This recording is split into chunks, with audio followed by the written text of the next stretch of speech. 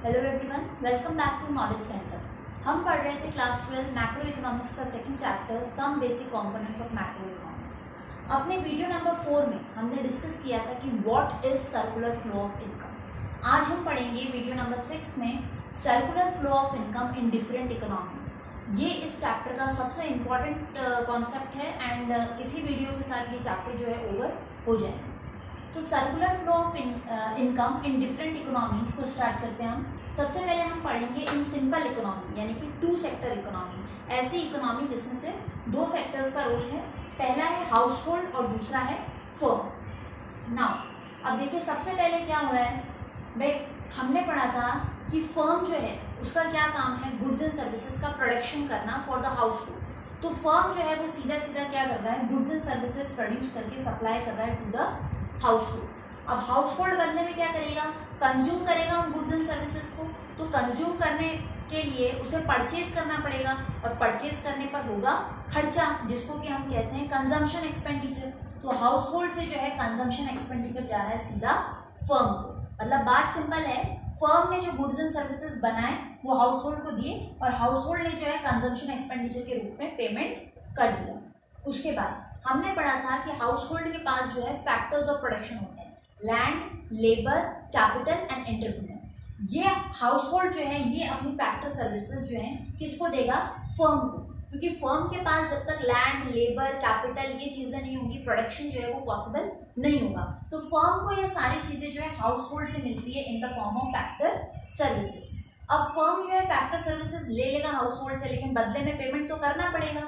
That payment is known age factor payment, जो कि firm से आ रहा है टू द हाउस होल्ड। तो ये तो हमारा कॉन्सेप्ट हो गया 2 सेक्टर इकोनॉमी का, सिंपल इकोनॉमी।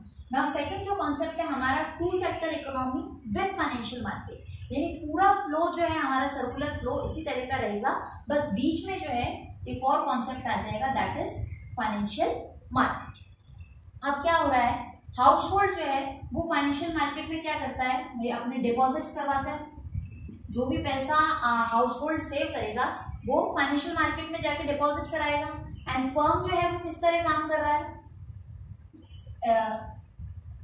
फर्म को अगर फाइनेंशियल मार्केट जो है अगर बोरो करता है, फर्म को अगर बोरोइंग की जरूरत है तो फाइनेंशियल मार्केट से लेगा। अगर फर्म को हाउस होल्ड की तरह अपना पैसा डिपॉजिट कराना है तो वो फाइनेंशियल मार्केट में करा सकता है। कहने का मतलब है फर्म को अगर पैसा चाहिए तो वो फाइनेंशियल मार्केट से बोरो कर सकता है और फर्म चाहे तो हाउस होल्ड की तरह डिपॉजिट भी करा सकता है।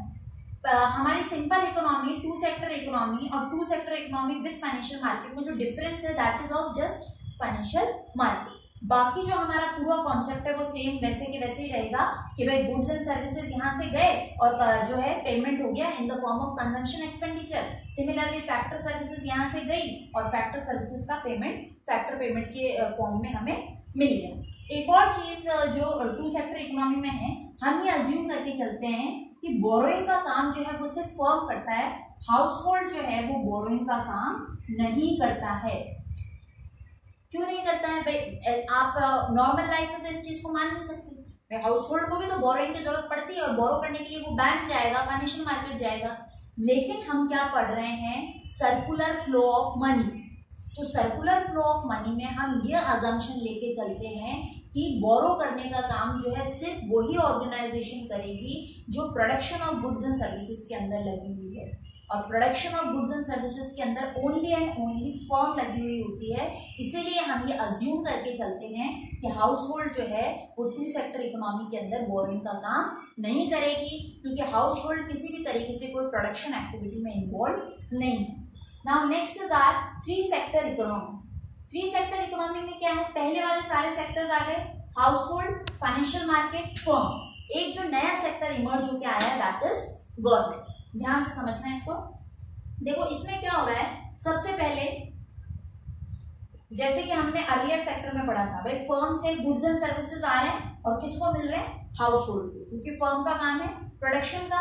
अब ये गुड्स एंड सर्विसेज दे दिया तो जो पेमेंट करेगा हाउस होल्ड फर्म को that will be in the form of consumption expenditure. After that firm को प्रोडक्शन के लिए क्या चाहिए, factor services, land, labour, capital, entrepreneur. तो हाउस होल्ड ने फैक्टर सर्विसेज प्रोवाइड किए और बदले में फर्म ने जो है फैक्टर पेमेंट हाउस होल्ड को कर दिया। बीच में आया फाइनेंशियल मार्केट, ये क्या कर रहा है, हाउस होल्ड अपना डिपॉजिट करा रहा है, फर्म बोरो भी कर रहा है और डिपॉजिट भी कर रहा है। गवर्नमेंट यहाँ पे क्या करेगी भाई, गवर्नमेंट भी अपना जो भी पैसा है रेवेन्यू फॉर्म में, टैक्सेशन फॉर्म में जो भी अर्न हो रहा है, तो गवर्नमेंट भी अपना पैसा फाइनेंशियल मार्केट में डिपॉजिट भी करा सकती है और जरूरत पड़ने पर बोरो भी कर सकती है। गवर्नमेंट किस तरह ट्रांजेक्शन्स कर रही है with these two sectors, house hold और फर्म, उसको थोड़ा डिटेल में हम अलग से देख लेते हैं। देखो ये सेक्टर है हाउस होल्ड और ये है हमारा गवर्नमेंट।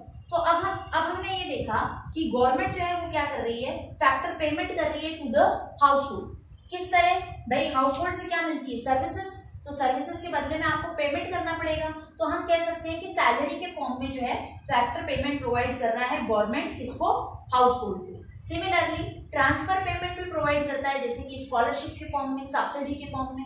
अपने लास्ट वीडियो में हमने डिस्कस किया था कि ट्रांसफर पेमेंट क्या होते हैं, वो पेमेंट जो कि विदाउट एनी हार्डवर्क एक रेसिप्ट के रूप में आपको मिल जाते हैं। तो गवर्नमेंट जो है वो हाउस होल्ड को दो तरीके से पेमेंट दे रहा है, फैक्टर पेमेंट भी कर रहा है as well as transfer payment भी कर रहा है। और हाउस होल्ड क्या दे रहा है गवर्नमेंट को, टैक्स। नाउ अब हम देखते हैं गवर्नमेंट और फर्म किस तरह जो है ट्रांजेक्शन्स करते हैं। देखिए गवर्नमेंट जो है वो फर्म को क्या दे रहा है, सब्सिडी, एंड फर्म जो है वो गवर्नमेंट को क्या देगा, टैक्स। सिमिलरली गवर्नमेंट जो है वो फर्म को क्या देगा, payment for goods and services, क्योंकि ऐसा तो नहीं है कि फर्म जो है वो गुड्स एंड सर्विसेज जो है सिर्फ हाउस होल्ड को ही प्रोवाइड करता है, गवर्नमेंट भी कंज्यूम करेगी। तो एक बार फिर देखते हैं हम, फर्म क्या कर रहा है, गवर्नमेंट को टैक्स दे रहा है और गवर्नमेंट फर्म को सब्सिडी भी दे रही है और साथ ही साथ गुड्स एंड सर्विसेज के लिए पेमेंट भी कर रही है। इसके अलावा एक और फोर्थ सेक्टर होता है, that is the foreign sector, उसको हम अलग से देख लेते हैं। फॉरेन सेक्टर बेसिकली क्या करता है, export and import. Okay, foreign countries से हम दो ही तरीके से ट्रांजेक्शन्स करते हैं, आइदर भी एक्सपोर्ट और इम्पोर्ट। तो अब हम देखते हैं, देखो इस फ्लो डायग्राम के अंदर तीन सेक्टर्स है हमारे पास, household, firm and foreign sector. अब देखो फॉरेन सेक्टर किस तरह काम कर रहा है, सबसे पहले हाउस होल्ड ने जो है फॉरेन सेक्टर को पेमेंट किया फॉर द इम्पोर्ट। हमने जो भी इम्पोर्ट किया था उसके लिए हाउस होल्ड ने फॉरेन सेक्टर को पेमेंट किया और फॉरेन सेक्टर हमें क्या दे रहा है, एक्सपोर्ट के लिए पेमेंट कर रहा है। तो यहाँ पर फर्म को क्या मिल रही है, रेसिप्ट्स फ्रॉम एक्सपोर्ट्स। नाउ फर्म क्या करेगा, फर्म ने इंपोर्ट किया था तो फर्म जो है पेमेंट कर रहा है for the imports. And foreign sector जो है हाउस होल्ड को दो तरीके से पेमेंट करता है। पहला तो है payment for factor services. Again हमने पढ़ा था कि हाउस होल्ड के पास जो है फैक्टर सर्विसेज है, लैंड, लेबर, कैपिटल, एंटरप्रेन्योर, तो उसके लिए फॉरेन सेक्टर भी पेमेंट करेगा। और उसके अलावा जो भी नेट ट्रांसफर पेमेंट्स हैं जो कि रिसिप्ट फॉर्म में हमें मिल रही है, वो भी फॉरेन सेक्टर जो है हाउस होल्ड को प्रोवाइड करता है। तो कहने का मतलब है, हमने पढ़ा कि चार तरह की इकोनॉमीज है जिसमें सभी तरह की इकोनॉमीज में अलग अलग सेक्टर्स में कंटिन्यूअसली जो है मनी का जो सर्कुलर फ्लो है वो चलता रहता है।